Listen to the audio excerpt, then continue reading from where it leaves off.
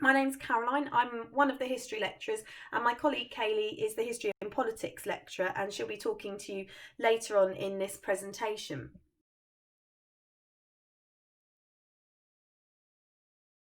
So, history and politics are changing and evolving, and I'm going to focus in on studying A level, early modern, and modern history.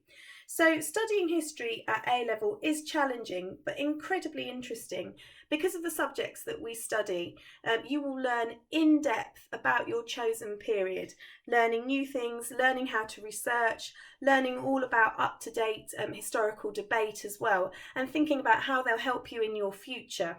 You'll learn about how to study historians, debate about the points that they convey through their writing, as well as looking at primary sources and what their meanings were, the context that they were written in, and whether there's any underlying perspective that needs to be considered to enable you to get a true reading of what it is the writer is talking about. Maybe it's about the guilt of someone who's charged with witchcraft.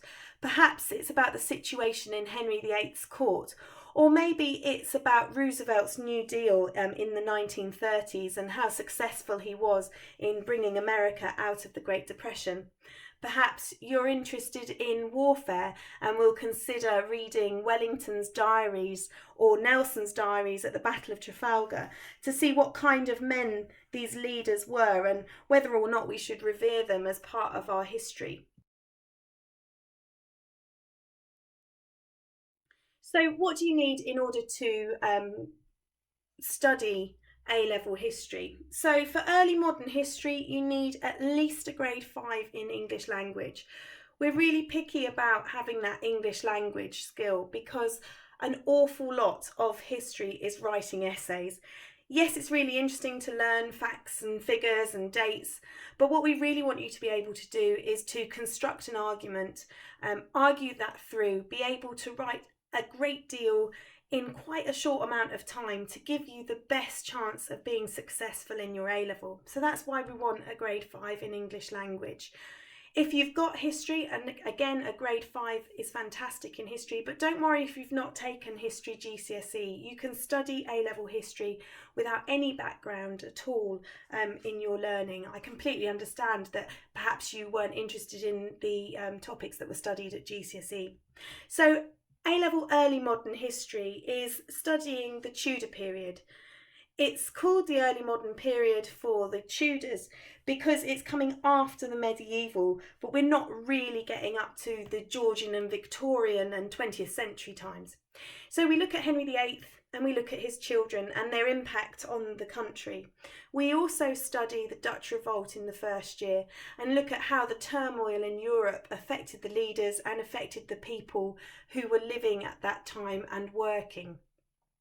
In the second year, we study the witches and the witch craze across the world, looking at witch hunts in Britain, Scotland, England, as well as in Germany and the Salem witch hunts in America, and studying how the scientific revolution changed people's opinions.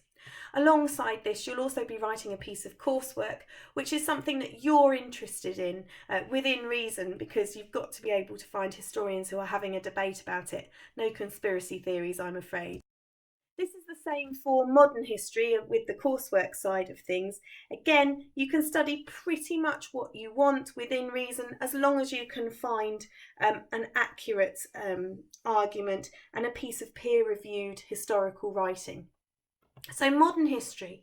In the first year, you'll study about the American dream, so 20th century American history, how it changed after World War One, going through World War Two, the Cold War, and looking at the social side of things within America, how people's standards of living changed, and how the civil rights movement impacts upon everyday lives of the people. Kaylee, the other lecturer, will be teaching you about South Africa, and she goes into a great deal of depth looking at the apartheid regime and what happened in order to bring that to an end. In your second year, you'll study the long 19th century of warfare, looking at its social implications as well as the technological changes, the change in tactics. We look at the Crimean War, Napoleonic War, the Second Boer War and the First World War, both on land and in the air. And it's a really interesting subject to study with a great deal of current debate. So what I'm going to do now is I'm going to hand over to Kaylee, the politics lecturer, so that she can tell you more about the politics A-level. Again, it's that grade 5 in English language because there's a lot of writing to be done under exam conditions and a lot of research to be done. I hope you've enjoyed learning about A-level history, and I look forward to seeing you soon at one of our open events. In A-level politics, we provide students an in-depth study of both British and American political systems, ensuring an understanding and awareness of the impact that current and future political changes will have not only on themselves, but on wider society. In the first year of study, students will cover UK government and politics. We cover aspects of participation in politics, from voting to campaigning, outlining the views and policies of British political parties, evaluating the impact of electoral systems, and assessing influences of voter behaviour. In addition, the UK aspect will cover an analysis of UK government, considering the benefits and problems posed by our Constitution, as well as evaluating the relationship between our Parliament and our Prime Minister. This gives students an excellent foundation with which to better engage in the political system in future. In the second year, students cover US politics.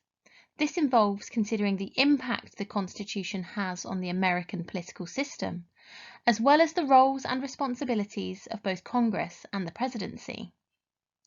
We assess the significant impact the judiciary has on American policy making through a study of the Supreme Court, as well as comparing the American party system to that of the UK.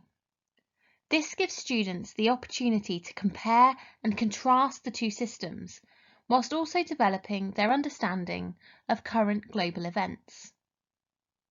Alongside these topics, we also cover political ideologies.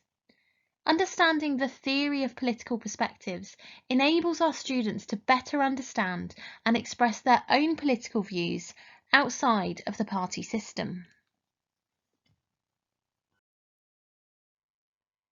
Now, both history options are assessed in the same way.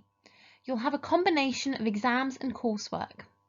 As Caroline has already mentioned, there is a lot of writing in history, and this is reflected in how you're assessed.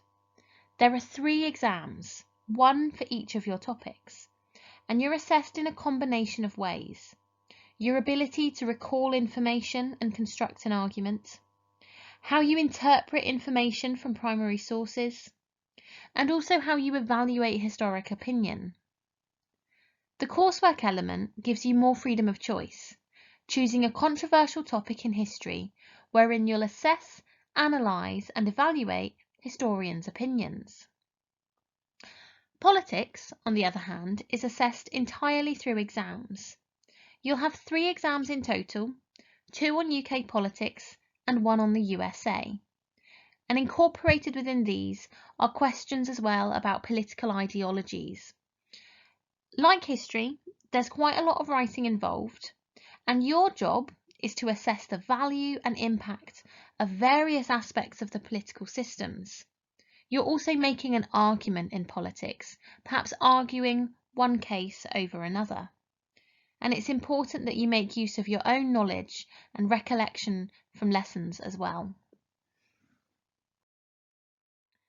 Across both courses, you'll usually be offered the opportunity to go on trips and conferences.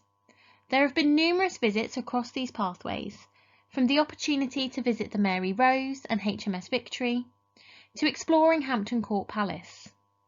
We also facilitate some workshop-based learning on these educational visits, and where there's opportunity to have guest lecturers visit, we have them come and share their expertise too.